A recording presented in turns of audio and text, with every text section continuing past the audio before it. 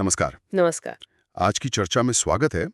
हमारे पास जो सामग्री है वो एक बड़ा गहरा सवाल उठाती है। त्रिदेव मतलब ब्रह्मा, विष्णु, महेश, जी। जिन्हें हम सब सृष्टि के कर्ता धर्ता मानते हैं, उन्हें किसने बनाया? क्या कोई उनसे भी ऊपर है? तो हम इसी सवाल की तह तक जाने की कोशिश करेंगे। जैसा कि एक अंश है आदि शक्ति की उत्पत्ति और त्रिमूर्ति का सृजन, उसमें बताया गया है। तो चलिए शुरू करते हैं त्रिदेवों की अपनी ही जड़ों को जानने की जिज्ञासा से, उनकी तपस्या से। बिल्कुल। और ये जो विवरण है ना, ये सृष्टि की शुरुआत और वो जो अल्टीमेट पावर सोर्स है, शक्ति का स्रोत, उस जैसे मतलब बुनियादी सवालों पर ही फोकस करता है।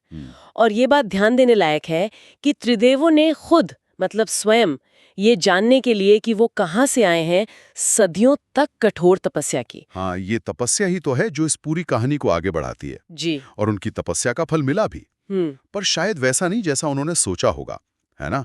आदिशक्ति प्रकट हुई, मगर एक बहुत ही विकराल, डरावने रूप में, ऐसा कि ब्रह्मा और विष्णु तो डर के मारे भागी गए। हाँ, ये बहुत महत्वपूर्ण मोड़ है। पर शिव वहीं रहे, अविचल, अपने ध्यान में। ये बात मुझे हमेशा बहुत दिलचस्प लगती है कि उस डर के माहौल में भी वो कैसे टिके रहें। सही कहा। तपस्या के बाद देवी का इस तरह के भयानक रूप में आना और फिर त्रिदेवों की इतनी अलग अलग प्रतिक्रियाएं, ये काफी कुछ बताता है। शिव ऐसा नहीं कि डरे नहीं, उन्हें भी भय लगा, पर उन्होंने आंखें बंद रखीं और अपना ध्यान नहीं छोड़ा।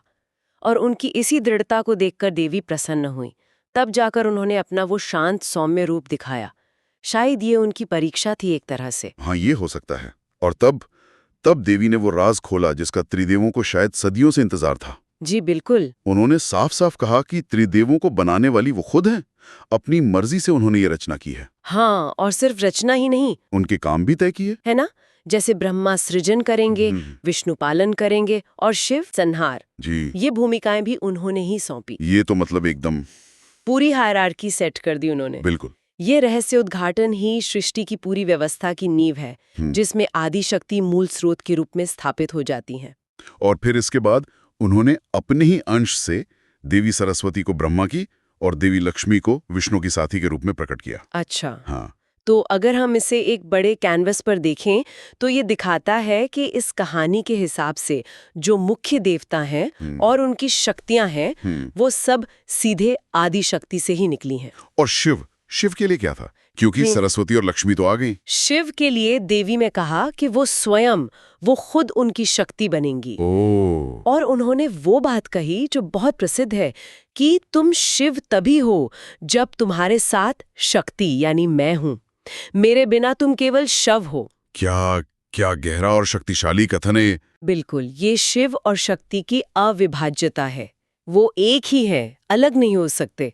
इस बात में ये छिपा है कि शिव का होना, उनका काम करना, उनकी पहचान, सब कुछ असल में आदि शक्ति पर ही निर्भर है। ये अपने आप में एक बड़ा सवाल खड़ा करता है कि भाई इस कॉस्मोलॉजी में शक्ति और अस्तित्व का नेचर क्या है, असल में पावर क्या है, बीइंग क्या है। तो अगर हम इस पूरे विवरण को समेटें तो सार क्या निकलता है? यही कि आदि शक्ति ही सुप्रीम है।